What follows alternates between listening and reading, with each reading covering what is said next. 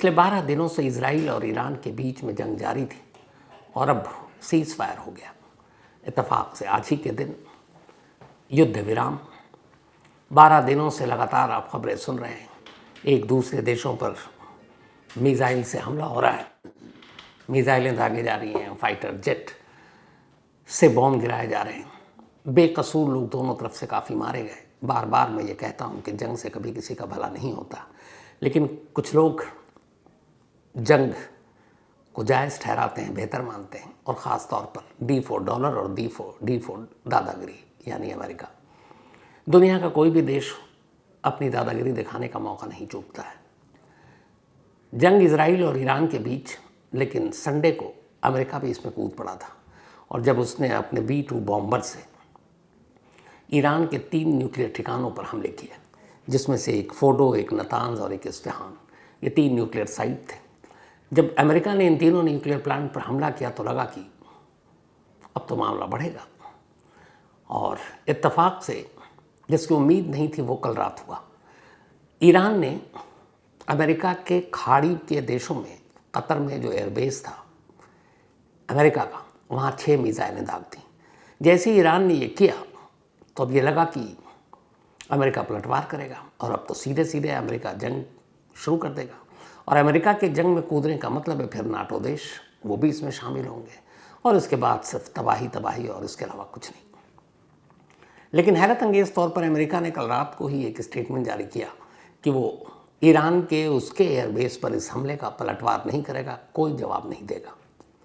और फिर वही हुआ जो हमने ऑपरेशन सिंदूर के दौरान देखा। आजकल ट्रंप साहब को शायद नोबेल पीस प्राइज़ को पाने की एक सनक सवार हो गई है, और बार बार वो कहते हैं, ये भी कहते हैं कि मैं कुछ भी करूं मुझे मिलेगा नहीं। अब एक शख्स जो खुद जंग की शुरुआत करे और फिर खुद ख़त्म करे, फिर खुद ऐलान करे कि अब सीज़ फायर, मतलब कानून भी उसका, दलील वकील भी उसके, फैसला भी उसका, फैसले की ज़मीन भी उसकी, सारे मोहरे उसके, और फिर वो खुद ही शुरू करता है, कब ख़त्म करता है, कब सीज़ फायर करता है, ये फैसले भी उसके। तो ऐसे लोगों को कौन नोबेल का पीस पुरस्कार देगा शांति के लिए? मतलब ये शांति का वो पुरस्कार चाहते हैं जिसको जंग से शुरू करते हैं और फिर कहते हैं मैंने शांति ला दी। अब सबसे बड़ा सवाल ये है कि इन 12 दिनों के जंग में किसे क्या हासिल हुआ, और अचानक ये जंग क्यों रुकी? अमेरिकी एयरबेस पर एक ज़माने के बाद किसी देश ने हमला किया, फिर भी अमेरिका खामोश रहा, इसकी मजबूरी क्या थी? और 12 दिन के इस जंग का द एंड जो अचानक जैसे ऑपरेशन सिंदूर के वक्त हुआ, डोनाल्ड ट्रंप का एक ट्वीट आता है और कहते हैं कि बस पहले 12 घंटे ईरान जो है अब इजराइल पर हमला नहीं करेगा, उसके बाद अगले 12 घंटे इजराइल ईरान पर हमला नहीं करेगा, और जब 24 घंटे पूरे हो जाएंगे तो जंग खत्म। ये उनका ट्वीट था कल देर रात, बल्कि आज सुबह आप कहें। और इसके बाद ईरान ने भी इस युद्ध विराम को माना, इजराइल ने भी माना। हालांकि ईरान ने एक काम किया कि इस युद्ध विराम और जो 12 घंटे की उसे मोहलत दी गई थी, उस मोहलत के दौरान भी उसने इजराइल पर हमले किए, मिसाइल दागे, और कहा कि शुरुआत इजराइल ने की थी इसलिए ख़त्म मैं कर रहा हूँ। अब 12 दिन के जंग का लबोलवाब क्या मिला, क्यों शुरू हुआ? जो रिपोर्ट आ रही है असल में ये इजराइल ने जो हमला किया इसके पीछे भी अमेरिका था। अमेरिका वो देश है, और ख़ासतौर पर ट्रंप वो प्रेसिडेंट है जो अपनी ही खुफिया एजेंसियों को मूर्ख या बेवकूफ़ मानते हैं। मतलब रिकॉर्ड पे मैं कह रहा हूँ, वो कहते हैं इन्हें कुछ पता नहीं। उनकी अपनी खुफिया एजेंसी ये कह रही है कि ईरान के पास न्यूक्लियर बॉम्ब अभी नहीं है, लेकिन वो कह रहे नहीं मुझे पता है, और अपनी खुफिया एजेंसी की रिपोर्ट को दरकिनार करते हुए इजराइल के ज़रिए पहले ईरान पर हमला और फिर बाद में ख़ुद भी जंग में कूदे। वो तो शुक्र है कि रूस, चीन सिर्फ एक तरह से सपोर्ट करते रहे, लेकिन डायरेक्ट जंग में नहीं कूदे, वरना पता नहीं फिर क्या होता। तो अब सवाल ये है कि ये 12 दिन की जंग के बाद अचानक ये सीज़ फायर क्यों करना पड़ा, क्या मजबूरी थी? और उससे भी बड़ा सवाल ये है कि जिन चीज़ों के लिए इस जंग की शुरुआत हुई थी क्या वो सुलझ गया? इजराइल ने जब पहली बार ये हमला किया फ्राइडे को ईरान की राजधानी तेहरान पर, उनके सैन्य ठिकानों पर, और ख़ास तौर पर न्यूक्लियर प्लांट पर, तब इजराइल ने यही कहा था कि वो ये चाहता है कि ईरान कभी न्यूक्लियर बॉम्ब न बना पाए, और उसे खबर मिली कि उसने यूरेनियम को इतना एनरिच या इतना शुद्ध कर दिया कि अब वो बॉम्ब बनाने के करीब है। इसीलिए उसने ये हमला किया ताकि उसको तहस नहस कर दे। अमेरिका ने भी यही कहा कि ईरान को राइट नहीं है कि वो न्यूक्लियर वेपन रखे, और संडे को अभी B-2 बॉम्बर से 3 न्यूक्लियर प्लांट फोर्डो, नातांज और इस्फान पे अमेरिका ने भी हमला किया। तो क्या हुआ? ईरान के न्यूक्लियर प्रोग्राम, ईरान के न्यूक्लियर प्लांट पूरी तरह से बर्बाद हो गए। जो ईरान के पास यूरेनियम है वो पूरी तरह से ख़त्म हो गए। है ऐसा कुछ? तो अगर आप सिर्फ इंटरनेशनल एटॉमिक एनर्जी एजेंसी, जो कि ग्लोबल न्यूक्लियर वॉचडॉग का काम करती है, यानी कौन सा देश न्यूक्लियर बम बनाने की कोशिश कर रहा है, कौन यूरेनियम को एनरिच कर रहा है या शुद्ध कर रहा है, उस पर नज़र रखती है। डोनाल्ड ट्रंप ने संडे के न्यूक्लियर प्लांट के हमले पर बमबारी के बाद ये कहा कि अब उन्होंने ईरान के न्यूक्लियर प्लांट को तहस नहस कर दिया, जिसमें सबसे इम्पोर्टेंट था फोर्डो पे जब B-2 बॉम्बर ने तो बस्टर बंकर बॉम्ब जो 200 मीटर ज़मीन के अंदर भी जाकर ब्लास्ट करती है, बहुत सारे निशाने लगाए। लेकिन कहते हैं कि ईरान ने फोर्डो में पहाड़ियों के नीचे करीब 350 मीटर अंदर अपना पूरा प्लांट बना रखा है, और वहीं पे यूरेनियम एनरिच का काम होता है। तो वहाँ तक तो वो बॉम्ब पहुँचा नहीं, लेकिन उससे पहले ईरान का ऑफिशियली भी एक स्टेटमेंट आया कि उन्हें पता था कि अमेरिका उनके न्यूक्लियर ठिकानों पर बमबारी करेगा, और ये खबर उन्हें पहले से थी, और इसीलिए उन्होंने अपने सारे यूरेनियम वहाँ से हटाकर किसी दूसरी जगह पर भेज दिए। सैटेलाइट की एक इमेज आई थी फोर्डो के बाहर की, लाइन से ट्रक खड़े हुए, और उस ट्रक को देखकर ही हलचल हुई थी कि ये क्या हो रहा है। ईरान को पहले से मालूम था, और इसीलिए ईरान ने अपने सारे यूरेनियम वहाँ से उठाकर किसी गुप्त जगह पर शिफ्ट कर दिया। एटॉमिक एनर्जी एजेंसी ने अमेरिकी हमले के बाद ये भी कहा कि जिस जगह पर B-2 बॉम्बर ने बॉम्ब गिराया, वहाँ से किसी भी तरह की कोई लीकेज, न्यूक्लियर और इसके लीकेज की कोई उनके पास रिपोर्ट नहीं है। उनके पास ये भी रिपोर्ट नहीं है कि वाकई अमेरिकी हमले में ईरान का न्यूक्लियर प्लांट बर्बाद हो गया। उनके पास इस बात का कोई सबूत नहीं है, लेकिन ट्रंप साहब कह रहे हैं। तो बस 3 सवाल। सीज़ फायर बेशक हो चुका है और अभी तक है, हालांकि दोनों, ईरान ने भी हमले किए सीज़ फायर के बाद, इजराइल भी कर रहा है। लेकिन सवाल ये है कि क्या वाकई अमेरिकी हमले में और इजराइल के हमले में ईरान का जो सबसे बड़ा न्यूक्लियर प्लांट फोर्डो है वो तहस नहस हो गया? क्योंकि एटॉमिक एनर्जी एजेंसी इस बात से नकार रही है। खैर ये नुकसान तो हुआ, लेकिन इतना नहीं कि ईरान का अपना न्यूक्लियर प्रोग्राम बंद हो जाए। दूसरा सवाल, ये खबर है कि ईरान परमाणु बम बनाने के लिए 90% यूरेनियम जो एनरिच करना ज़रूरी है, 83% कर चुका था, और 83% के अलावा जो बाकी के यूरेनियम है वो भी 60% से ज़्यादा एनरिच कर चुका है। तो जो ये सारे यूरेनियम है, ये इस वक्त ईरान में किस जगह पर है? ना अमेरिका ने इस बारे में कुछ कहा, ना इजराइल ने कुछ बारे में कहा। तीसरी जो सबसे बड़ी चीज़ है वो ये है कि ईरान के पास इस वक्त करीब 400 kg यूरेनियम मौजूद है। 400 किलो, और इनमें से अगर 83% एनरिच हो चुका है, और अगर ओवरऑल आप मान के चलें कि 60% भी हो गया है, तो इससे 10 बॉम्ब बना सकता है ईरान। हालांकि ये बॉम्ब थोड़े बड़े बनाने पड़ेंगे, क्योंकि 90% आपने शुद्ध नहीं किया है, लेकिन बन सकता है, और ये उतना ही कहर बरपा सकता है। तो फिर इस जंग का क्या फ़ायदा हुआ?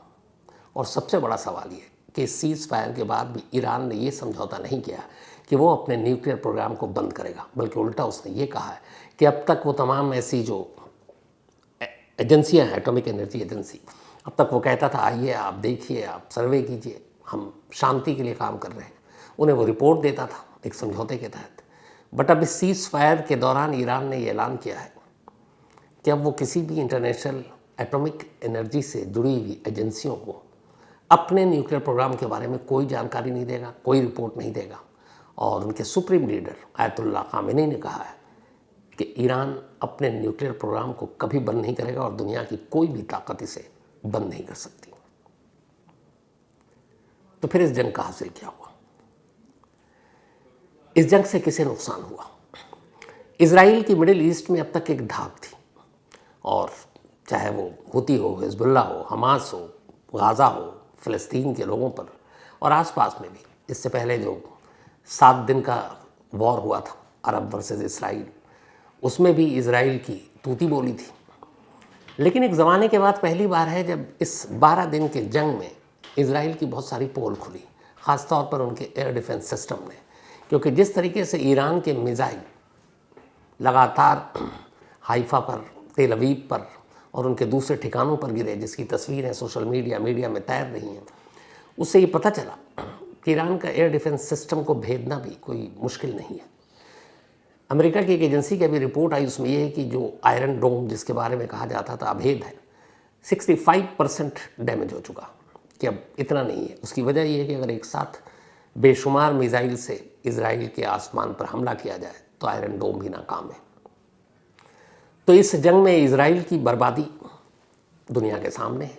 उनकी इमारतें, उनकी अलग अलग इंस्टॉलेशन खंडर में तब्दील, तेल अवीव से लोग छोड़कर शहर जाते हुए भी नज़र आए।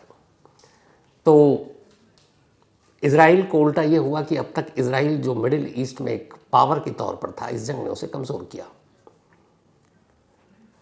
जो माली हालत ख़राब हुई वो अलग है, हालांकि पैसे की कोई बात नहीं है, अमेरिका मदद कर देगा। तो इजराइल को क्या मिला? इजराइल का एक के बारे में जो परसेप्शन था कि उससे कोई जीत नहीं सकता, उसमें डेंट लगा। ईरान को क्या मिला? इजराइल के इस हमले में ईरान पर करीब 17 न्यूक्लियर साइंटिस्ट मारे गए, ये सच्चाई है। ईरान के जो टॉप फोर्स, मिलिट्री फोर्स हों या फिर उनके आर्मी के कमांडर मारे गए एक एक कर, ये भी एक फैक्ट है। ईरान को माली तौर पर नुकसान हुआ, ये भी फैक्ट है। ईरान में करीब 700-800 आम लोगों की जान गई, ये भी फैक्ट है। 1000-2000 से ज़्यादा घायल हुए, ये भी फैक्ट है। ईरान के तेल के ऊपर जो पूरा कारोबार है उस पर असर पड़ा, ये भी फैक्ट है। लेकिन एक चीज़ इस जंग ने ईरान को लेकर पूरी दुनिया में साबित किया, वो ये कि ईरान ने कभी पहले न सरेंडर किया, न इस जंग में उसने किया और न आगे करेगा। उनके सुप्रीम लीडर ने कहा है कि हम मर जाएंगे, गला कटा लेंगे, लेकिन सरेंडर नहीं करेंगे। और उनके लिए पहले ईरान है और बाद में सब कुछ है। सबसे बड़ी बात यह कि जब अमेरिका ने हमला किया ईरान के ऊपर, तो इसका मतलब है अमेरिका डायरेक्ट इस जंग में कूद गया था इजराइल के साथ। लेकिन ईरान ने पहली बार पलटवार किया अमेरिका पर। हाल के वक्त में अगर आप देखें तो अमेरिका के किसी बेस पर किसी भी देश ने हमला नहीं किया। इस हमले का मतलब ही होता है सीधे सीधे अमेरिका से दुश्मनी या फिर अमेरिका के पार्टनर नाटो देश से दुश्मनी और फिर उनके हमले झेलना। अब नाटो देश भी अगर इस जंग में इजराइल ईरान के कूद पड़ते तो फिर ईरान का क्या हश्र होता। लेकिन ये सारे बुरे अंजाम को जानने के बावजूद ईरान ने कल रात हमला किया और 6 मिसाइल दागे। हालांकि उससे अमेरिकी बेस पर खड़े उनके जंगी जहाज़ को कितना नुकसान हुआ अभी इसका सही अंदाज़ा नहीं है। लेकिन ये हमला करना ही सीधे सीधे अमेरिका को चुनौती थी। और इसी हमले के कुछ देर के बाद पूरी कहानी पलट गई। जो वॉशिंगटन पोस्ट या न्यूयॉर्क टाइम्स की एक रिपोर्ट आ रही है वो ये है कि जब ईरान ने कल रात को हमला किया तो उसमें यह हुआ कि अब क्या किया जाए। मीटिंग हुई, ट्रम्प साहब ने बुलाई। तो फिर बात ये हुई कि अगर अमेरिका पलटवार करेगा तो ये जंग और ख़तरनाक होगा। अमेरिका फिर ईरान के शहरों पर हमला करेगा। फिर अब तक जो सिर्फ मॉरली सपोर्ट कर रहे हैं रूस और चीन, वो भी शायद डायरेक्ट ईरान के सपोर्ट में आकर खड़े हो जाए। दुनिया 2 हिस्सों में बढ़ जाएगी। और रूस के तो एक मिनिस्टर ने यह तक कह दिया कि ज़रूरत पड़ी तो हम अपना न्यूक्लियर वेपन ईरान को दे देंगे। तो मामला न्यूक्लियर वेपन तक चला जाएगा। तो फिर क्या 3rd वर्ल्ड वॉर दरवाजे पर है। तो ये सारी चीज़ें हुई। फिर ये तय हुआ कि अमेरिका ने ऑलरेडी B-2 बॉम्बर से उनके न्यूक्लियर साइट पर 3 हमला किया, अपना काम कर लिया। अब ईरान ने किया, ठीक है, तो हम भी चुप हो जाते हैं, तो दोनों का बदला बराबर हो गया। अब बात आगे बढ़ाते नहीं हैं, तो फिर क्या करना है?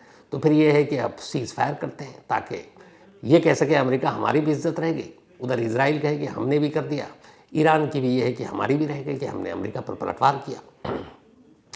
नेतन्याहू को मनाना अमेरिका के लिए कोई मुश्किल नहीं है, इसलिए कि नेतन्याहू और इजराइल जो पूरी जंग लड़ता है वो अमेरिका के ही भरोसे पर लड़ता है। अमेरिका ही उन्हें हर साल फंड देती है, इजराइल फंड के नाम पर अरबों रुपए। सारे जंगी जहाज़ हो, एयर डिफेंस सिस्टम हो, सब अमेरिका ही देता है। तो नेतन्याहू को लिए मतलब ये है कि व्हाइट हाउस से एक इशारा जाना और नेतन्याहू वही करेंगे जो डोनाल्ड ट्रंप करेंगे या जो भी व्हाइट हाउस के मुखिया होंगे। तो नेतन्याहू तो तैयार हो गए, लेकिन अब ईरान को बनाना मुश्किल, क्योंकि ईरान ने साफ कह दिया था कि अब बात नहीं होगी, इजराइल ने जंग शुरू की है, ख़त्म हम करेंगे, और अमेरिका से इजराइल से तो बिल्कुल बात नहीं करेंगे। और यही उनका आखिरी तक स्टैंड था। कल ईरान के फॉरेन मिनिस्टर जाकर पुतिन से भी मिले मॉस्को में, तो बात आगे बढ़ रही थी। लेकिन फिर ये हुआ कि ईरान तक मैसेज पहुंचा बीच में, ईरान को रूस, चीन, इन सबको लाया गया। तब फिर ईरान ने एक शर्त रखी। उसने कहा कि जंग तो हम भी नहीं चाहते, लेकिन अगर इजराइल हमला करेगा तो हम पलटवार करेंगे, इजराइल हमला रोकेगा हम भी रोक देंगे। फिर व्हाइट हाउस से नेतन्याहू साहब को फ़ोन किया, कहा गया बस बहुत हो गया, तुम्हारा मकसद पूरा हो गया, तुमने न्यूक्लियर प्लांट को डैमेज कर दिया और अब हमला रोको, ईरान भी रोक देगा। ये मैसेज फिर तेहरान तक पहुंचा। फिर तेहरान में भी जो है ये बात आ गई कि ठीक है, इजराइल रोकेगा तो हम भी रोकेंगे, क्योंकि शुरू उन्होंने किया था, ख़त्म हम करेंगे। अब 12-12 घंटे की मोहलत दी गई। जो सीज़ फायर का रूल था वो ये था कि पहला 12 घंटा जो शुरू होगा उसमें ईरान कोई हमला नहीं करेगा, और जैसे ही 12 घंटे पूरे होंगे अब इजराइल कोई हमला नहीं करेगा, और जैसे ही 24 घंटे पूरे हो जाएंगे जंग अपने आप खत्म। पहला 12 घंटा शुरू हुआ, लेकिन ये मैसेज जब तक तेहरान तक पहुंचता, ईरानी अथॉरिटी को भी पता थी कि अब सीज़ फायर होना है। उन्होंने कहा पहला हमला इजराइल ने किया था, चलो आखिरी हम करते हैं, जाते जाते सीज़ फायर करते वक्त। और उन्होंने तेल अवीव और फिर वहाँ पे इजराइल पर मिसाइल दाग दी 6, और उसके बाद उन्होंने कहा अब हम सीज़ फायर करते हैं। जो ईरान के सरकारी मीडिया है वहाँ पर बाकायदा उनके लोगों ने ऐलान किया कि अब हम सीज़ फायर कर रहे हैं। उधर अब 12 घंटा इजराइल का शुरू हुआ। शुरू होने से पहले इजराइल ने भी कहा कि चलो ईरान ने किया हम भी मार देते हैं, उसने भी कुछ मिसाइल फेंक दिए ईरान पर, और फिर उन्होंने भी ऐलान कर दिया कि अब हम सीज़ फायर करते हैं। अब दोनों तरफ से सीज़ फायर हो चुका, लेकिन 24 घंटे भी पूरे हुए नहीं है, 24 घंटे पूरे हो जाएंगे। जिस मकसद के लिए इजराइल और अमेरिका ने ईरान पर हमला किया उसमें से एक भी मकसद पूरा नहीं हो पाया। पहला यह था कि वहाँ के सुप्रीम लीडर आयतुल्ला खामेनी को तख्ता पलट किया जाए, वहाँ नई सरकार आए, राजा पहलवी के वंशों में से कोई आए। तो उल्टा हुआ। इस जंग से पहले ईरान में बहुत सारे लोग, वहाँ की आम जनता ईरान की सरकार के खिलाफ थोड़े गुस्से में थी, विकास को लेकर, बाकी चीज़ों को लेकर। लेकिन जैसे ही इजराइल ने हमला किया, फिर अमेरिका ने धमकी दी और अमेरिका कूदा, असर उल्टा हो गया। आज की तारीख में ईरान में आयतुल्ला खामेनी और वहाँ की जनता के बीच कहीं ज़्यादा मजबूत रिश्ता हो गया। आज की तारीख में ईरानी जो फोर्स है उसको लेकर वहाँ की जनता में ज़्यादा भरोसा पैदा हो गया है, और इसीलिए जितने लोग मारे गए, जब उनके जनाजे में वहाँ के आम लोग हज़ारों की तादाद में शामिल हुए, तो सरकार से जो भरोसा धीरे धीरे कम हो रहा था, इजराइल और अमेरिका की इस जंग ने उल्टे वहाँ की सरकार और जनता को और करीब लाने का काम किया। दूसरा जो सबसे बड़ा मकसद था, न्यूक्लियर प्रोग्राम को रोकना। किसी भी एजेंसी ने अभी तक नहीं माना है कि ईरान के न्यूक्लियर प्रोग्राम को कोई नुकसान पहुंचा है। यूरेनियम वहाँ से हटा दिया गया है, कहाँ ये भी पता नहीं। और सबसे बड़ी बात यह कि खामेनी ने ऐलान कर दिया कि वो अपने इस न्यूक्लियर प्रोग्राम से तो हटेंगे नहीं, चाहे कुछ भी हो जाए। तो कुल मिलाकर इस जंग को जिस मकसद के लिए लड़ा गया वो मकसद कहीं से पूरा नहीं हुआ, फिर भी सीज़ फायर कर दिया गया। यही ट्रम्प साहब करते आए हैं और करते रहेंगे। इससे पहले अगर आप देखें इस दुनिया में जितने भी जगह पर अमेरिका के जो इतिहास है उसमें अगर उसके 20 साल छोड़ दें, जब से अमेरिका पैदा हुआ है, सिर्फ 20 साल, और 200 साल से ज़्यादा पुराना इतिहास है उनका, वो किसी ना किसी देश से जंग लड़ता रहा है। जब कोल्ड वॉर ख़त्म हुआ उसके बाद वियतनाम और क्यूबा में इन्होंने अपना ऑपरेशन चलाया लंबे वक्त तक। उसके बाद फिर इराक, फिर अफ़गानिस्तान, अभी ईरान, और तख्ता पलट के तो ना जाने कितने। कहते हैं कि अमेरिका ने कोल्ड वॉर के बाद से 72 बार अलग अलग देशों में 72 टाइम्स तख्ता पलट करने की कोशिश की। दो ही चीज़ें होती हैं, जो देश अमेरिका को पसंद नहीं आता, वहाँ की सरकार और लगता है उनकी पॉलिसी के ख़िलाफ़ जा रहे हैं, वहाँ चुपचाप से वो तख्ता पलट की कोशिश कर देते हैं। अभी लेटेस्ट बांग्लादेश एग्जाम्पल है। बांग्लादेश में भी जो कुछ हुआ स्टूडेंट मूवमेंट के नाम पर, उसके पीछे अमेरिका का ही नाम आया। तो ये अमेरिका की पुरानी रवायत रही है कि जो देश उनकी बात ना माने वहाँ तख्ता पलट कर दो, और जो देश जहाँ पे अगर चुनी हुई सरकार ना भी हो तो वहाँ फिर अपनी कठपुतली सरकार चलाओ। आप जितने भी हैं, सीरिया से लेकर इराक का हाल देख लीजिए, सद्दाम के बाद वहाँ भी अमेरिका का कंट्रोल है। तो ये अमेरिका की पुरानी फितरत रही है, और इन सारी चीज़ों के पीछे वही है जो मैंने आपको एक बार पहले भी कहा था, D4 डॉलर और D4 दादागिरी। डॉलर के ऊपर आँच ना आए, और उसी डॉलर की वजह से अमेरिका की दादागिरी पूरी दुनिया में चलती रहे। तो एक बार फिर पता नहीं ये जंग क्यों हुई, कब शुरू हुई, और फिर क्यों सीज़ फायर हुआ, और क्या मिला।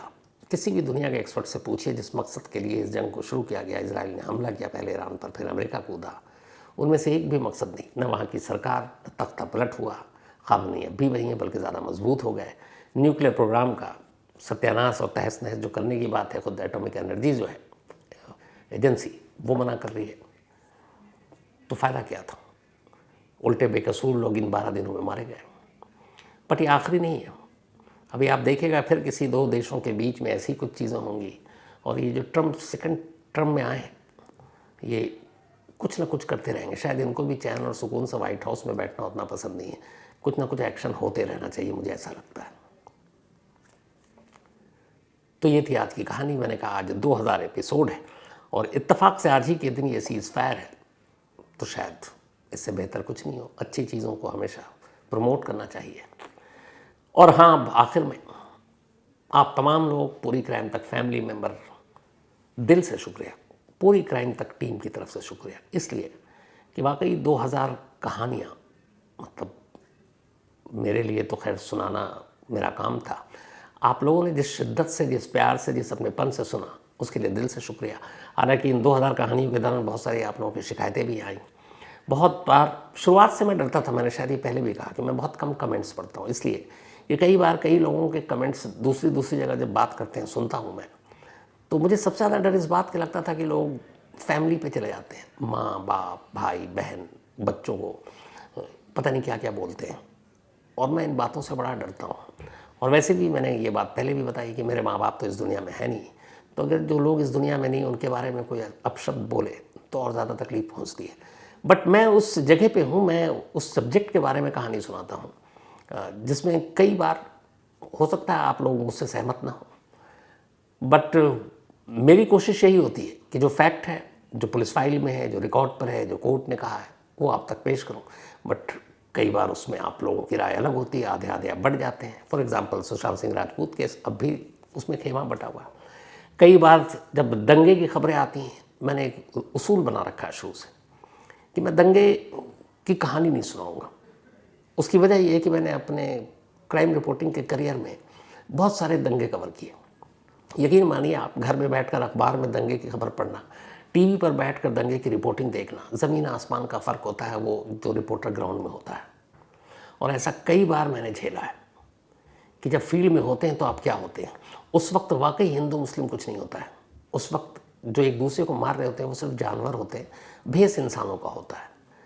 उसमें ही बच्चे होते हैं, औरतें होती हैं, महिलाएं होती हैं, लेकिन कुछ लोग होते हैं मुट्ठी भर जो ये हरकत करते हैं। तो मैंने हमेशा ये माना कि जब भी मैं दंगे की कोई स्टोरी आपको सुनाऊंगा तो हमेशा पार्टी बन जाऊंगा, क्योंकि एक अपने हिसाब से सोचेगा, एक अपने हिसाब से, और हो सकता है दोनों मुझसे एग्री ना करें, लेकिन मैं जो ग्राउंड में देख कर आ रहा हूँ सिर्फ वही बता सकता हूँ। उसमें से भी बहुत सारी चीज़ें छुपाऊंगा। क्यों? एक जर्नलिस्ट होने के नाते, एक क्राइम जर्नलिस्ट होने के नाते मेरा फ़र्ज़ है कि मैं वो चीज़ें ना बताऊं जिससे और भावनाएं भड़कें। एक जर्नलिस्ट का काम है भावनाओं को संभालना, लोगों को हिंसक होने से रोकना, वरना फिर ये वही हो गया कि आप, जो होता है ना कि आग में आप घी डालने का काम कर रहे हो। तो ऐसे मैंने बहुत सारी बनाई। कई बार होता है हमारी क्राइम में भी हिंदू मुस्लिम सब्जेक्ट आ जाता है। मैं बार बार हमेशा कितनी बार कहता हूँ कि मेरे लिए सिर्फ क्रिमिनल है वो चाहे कोई भी हो, वो हिंदू हो, मुस्लिम हो, सिख हो, क्रिश्चियन हो, ईसाई हो। मैं इन चीज़ों में बिलीव नहीं करता हूँ। मेरा बड़ा सिंपल सा है कि वो एक क्रिमिनल है और मैं उसे क्रिमिनल की नज़र से देखूंगा। तो कई बार ऐसी चीज़ें भी होती हैं, लेकिन मैं खुशनसीब हूँ इन सारी चीज़ों के बावजूद कि मुझे वाकई जो लगता है कि एक फैमिली जिसको कहते हैं, छोटे मोटे मनमुटाव होते हैं, आपकी शिकायतें भी कई बार सही होती हैं, कई बार मैं गलतियाँ भी करता हूँ। अब जैसे बीच में भी एक दो बार मौका ही नहीं मिला माफ़ी मांगने का। ये जो सोनम और राजा की स्टोरी चल रही थी, पता नहीं मैं 2-3 दिनों तक, मुझे खुद मेरी वाइफ ने भी इस तरफ ध्यान दिलाया। अमेरिका में एक सीमा जी और संजीव भाई, उन्होंने भी कहा कि हाँ कई बार आपने कर दिया। वो अब सोनम का हस्बैंड, देखिए फिर वही कन्फ्यूजन, राजा रघुवंशी, और जो प्रेमी है, दोस्त है, उसका नाम है राज कुशवाहा। अब राजा राज, अच्छा मैं स्क्रिप्ट के साथ कभी कहानी नहीं सुनाता हूँ, टेलीप्रॉम्प्टर कभी नहीं होता है, वो सब मेरे दिमाग में होता है। नाम डेट जगह रखने के लिए कि भूल ना जाऊँ ये पेपर रख लेता हूँ, लेकिन ये स्क्रिप्ट नहीं है। तो चूँकि रिसर्च करते करते 3-4-5 घंटे लग जाते हैं, तो वो सारी चीज़ें मेरे दिमाग के चिप में फिट हो जाती हैं। लेकिन कई बार ऐसे नाम होते कंफ्यूज कर जाते हैं। तो बीच में मैंने कई बार राजा को राज बोला, राज को राजा बोला, रघुवंशी को कुशवाहा बोल दिया, कुशवाहा को रघुवंशी बोल दिया। उसके लिए दिल से माफ़ी। और ये हो जाता है, इंसानों गलतियाँ होती हैं। तो ऐसी छोटी छोटी भी गलतियाँ की हैं और आप लोग बड़े मुस्कुरा के उसकी तरफ ध्यान भी दिला देते हैं। लेकिन हाँ, कोशिश यही होती है पिछले 2000 जो आज कहानी पूरी हुई है कि कभी फैक्ट के साथ खिलवाड़ ना करो। कई बार ऐसा हो सकता है कि कुछ फैक्ट्स भी गलत गए होंगे, लेकिन उसकी भी कई मजबूरियां होती हैं। जैसे मुझे मेरे सोर्स ने बताया, पुलिस ने बताया, वकील ने बताया, क्रिमिनल ने बताया। अब उनके पास भी या तो कई बार ऐसा होता है उनका इंटेंशन ही अलग हो और मुझे उन्होंने यूज़ कर लिया। तो इसीलिए मैं कई बार क्रॉस चेक करता हूँ। लेकिन कई बार ऐसे केस भी देखे हैं कि जो वो मुझे बता रहे हैं सच में उनके इंटेंशन अच्छा मतलब था, सही था, उन्हें ही आधी अधूरी जानकारी थी। तो मैं इसीलिए रिसर्च में इतना वक्त लेता हूँ कि मैं फैक्ट को कई बार चेक करूँ, पर फिर भी कई बार गलतियाँ हो जाती हैं। लेकिन इन तमाम गलतियों, इन तमाम चीज़ों के बावजूद पिछले 2000 एपिसोड से आप लोग मुझे इतना प्यार दे रहे हैं, मेरी टीम को दे रहे हैं, मतलब इसका कर्ज कभी उतार नहीं सकता। बस मेरी यही हमेशा कोशिश होती और जिम्मेदारी बड़ी कि आप लोगों के इस सारी चीज़ों पर हमेशा खरा उतरूँ। और कभी कभी गलतियाँ हों तो एक फैमिली की तरह समझकर माफ़ कर दीजिएगा और इसी तरह अपना प्यार देते रहिएगा। जहाँ 2000 झेला, आगे भी झेल लीजिएगा। और इसके साथ ही एक ख़ास चीज़ आज कहूँगा, चूँकि 2000 एक माइलस्टोन भी है, एक नंबर है। इस 2000 तक पहुँचने में एक टीम का बड़ा रोल रहा था और ये टीम है स्पोर्ट्स तक। अपने विकी पाजी यानी विक्रांत गुप्ता और उनकी पूरी टीम, उन्होंने शुरू से ही क्राइम तक को बहुत प्यार दिया, प्रमोट किया। मुझे याद है शुरू में स्पोर्ट्स तक पर ही आप में से बहुत सारे लोग हैं जो स्पोर्ट्स तक पे भी होते हैं, क्राइम तक पे भी होते हैं, ये बात जानते हैं। और जिस तरीके से विकी पाजी हमेशा क्राइम तक को बढ़ावा देते थे, और मैं बल्कि नया और 2-4 लोगों में एक वो भी थे जिन्होंने इस जो आज 2000 कहानी पूरी हुई है, ये आइडिया उनका था कि आप जो कहानियाँ सुनाते हैं मुझे, आप यही कहानी सुनाइए क्राइम तक पर। तो असली हकदार वो हैं जो इस 2000 एपिसोड तक पहुंचने के लिए अगर कुछ लोगों के नाम लूँ तो थैंक यू स्पोर्ट्स तक। और इस वक्त इंडिया इंग्लैंड की सीरीज़ चल रही है, 5 टेस्ट। हमारे 2 सुपरस्टार विराट कोहली और रोहित शर्मा नहीं है, नई टीम है, गिल कैप्टन है। और जिस तरीके से हमारी तरफ से अभी तक 5 सेंचुरी बन चुकी है, गिल ने बनाई, यशस्वी जायसवाल ने बनाई, फिर सेकंड इनिंग में केएल राहुल ने बनाई, दोनों इनिंग में ऋषभ पंत ने बनाई, और ठीक ठाक स्कोर है। और आज मुकाबला इंटरेस्टिंग भी चल रहा है। तो स्पोर्ट्स तक पे इस इंडिया इंग्लैंड टेस्ट सीरीज़ का मज़ा आप ले सकते हैं। और मुझे लगता है कि विकी पाजी से बेहतर कोई जो क्रिटिकल और एनालिसिस सारी चीज़ें हैं, मैं खुद उनको बहुत ध्यान से सुनता हूँ क्योंकि क्रिकेट का शौकीन हूँ। तो मैं उनकी बातों को बड़ा सीरियसली भी लेता हूँ और फिर मुझे लगता है कि यार बहुत सारे कमेंटेटर से ये ज़्यादा बेहतर है। तो स्पोर्ट्स तक पे इंडिया और इंग्लैंड टेस्ट सीरीज़ का मज़ा लीजिए और स्पोर्ट्स तक को उतना ही प्यार दीजिए जितना आप क्राइम तक, कहानी, इन सब को देते हैं।